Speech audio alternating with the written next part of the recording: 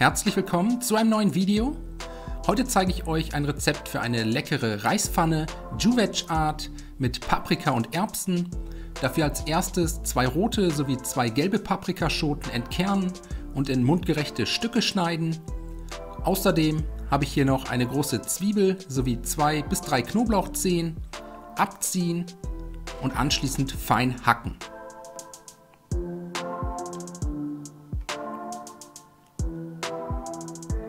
Wenn das erledigt ist, eine große Pfanne mit einem guten Schuss Öl erhitzen, Zwiebeln sowie Knoblauch in die Pfanne geben und dann für 2 bis 3 Minuten bei mittlerer Hitze und gelegentlichem Wenden glasig anschwitzen.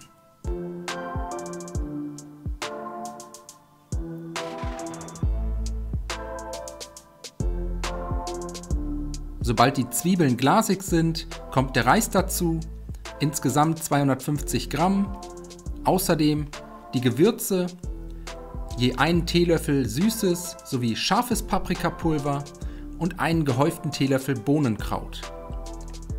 Danach alles einmal kurz umrühren, bis sich die Gewürze gleichmäßig verteilt haben, alles etwa 1 Minute mit anrösten und jetzt kommen auch schon die restlichen Zutaten dazu, die vorbereiteten Paprikastücke, außerdem 200 Gramm Eiweiß, eine Dose gehackte Tomaten, 750 Milliliter Wasser und einen gehäuften Teelöffel Salz.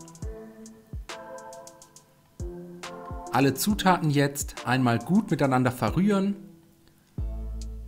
die Reispfanne anschließend zum Kochen bringen und dann für ca. 15 bis 20 Minuten bei niedriger Hitze ganz leicht köcheln lassen. Von Zeit zu Zeit immer mal wieder umrühren, damit nichts am Topfboden anbrennen kann. Und sobald der Reis gar ist und nahezu die gesamte Flüssigkeit aufgesogen hat, sind wir im Prinzip auch schon fertig. Jetzt kommen noch 250 Gramm gefrorene Erbsen dazu, außerdem etwas frisch gemahlener Pfeffer.